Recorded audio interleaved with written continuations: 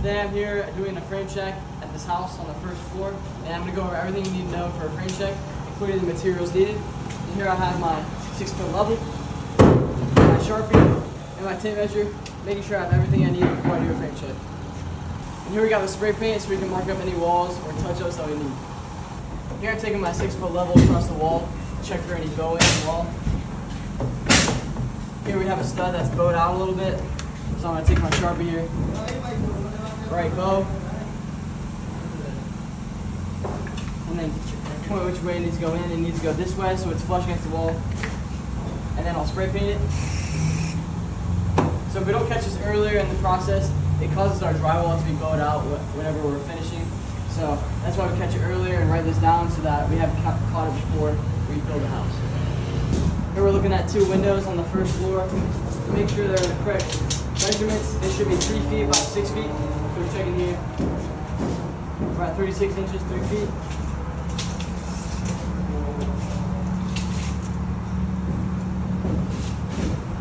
We're at 6 feet. It can be like anywhere from 1/4 inch to less than 1/4 inch gapping. Checking to make sure it's framed correctly. We've got jack studs in the middle, and then king studs on the outside. And I'll also mark down, I need to check both windows here. This one's 30 by 60.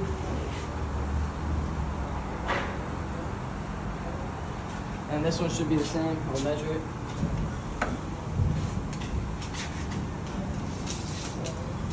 Three feet. Yeah, 6 feet there.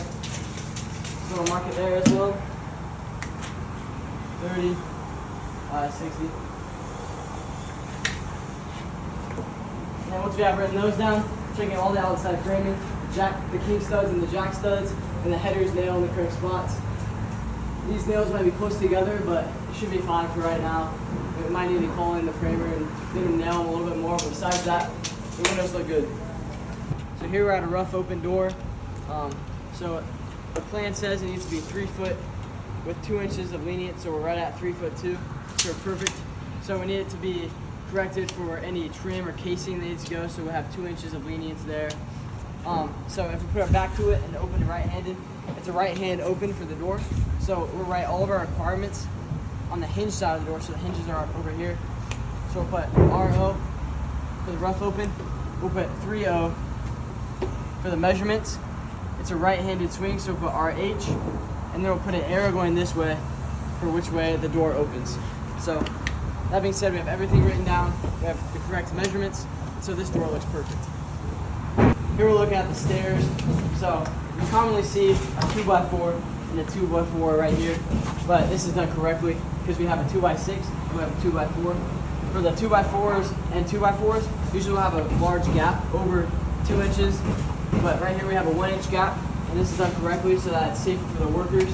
Right here we have a board that's come off. We have a wide opening right here.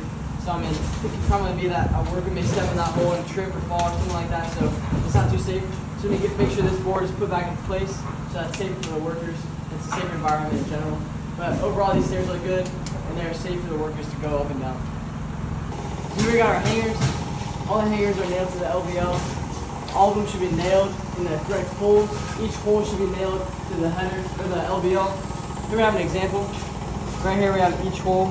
All those should be nailed, and the side ones as well, so that they're load bearing. So make sure that we have each nail nailed, and then we have the gapping behind each one. They should be flush against the LVL and not so far away. There's one right here that has a big gap. It needs to be either pushed flush against the LVL or just taken out or removed in general. But they look good so far, so we should be good on that. So here we have an electrical conduit that goes up here. So per plan, we're going to add an electrical box in between these 2 studs right here. And these have a 14-inch gap so we can fit snug in here and it's flush against the wall. So let's measure the gap right now. So we're looking at like 10.5 inches. So it needs to be adjusted like 3 or 4 more inches. So it needs to be 14 inches, so we're going to write down 14 on each of the studs. 14 right here.